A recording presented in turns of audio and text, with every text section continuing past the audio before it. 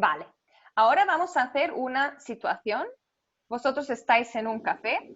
Alguien va a ser la camarera o el camarero y alguien va a ser el cliente. ¿Quién quiere ser el cliente? Yo soy cliente.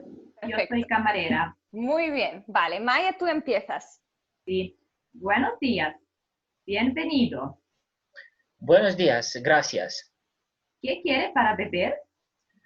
Un café, por favor. ¿Solo o con leche? Con leche. Enseguida. Aquí tiene. ¿Algo más? Nada más, gracias. Camarero, la cuenta, por favor. Son 5 euros. Quédese con el cambio. Muchísimas gracias.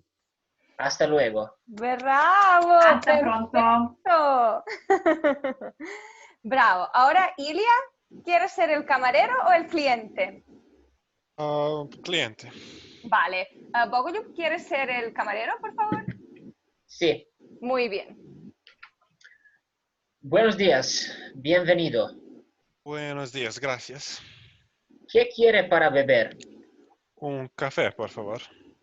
Solo con leche. Con leche. Enseguida. Aquí tiene. ¿Algo más? Nada más, gracias. La cuenta, por favor. Son 5 euros. Quédese con el cambio. Muchísimas gracias. Hasta luego. Hasta pronto. Bravo.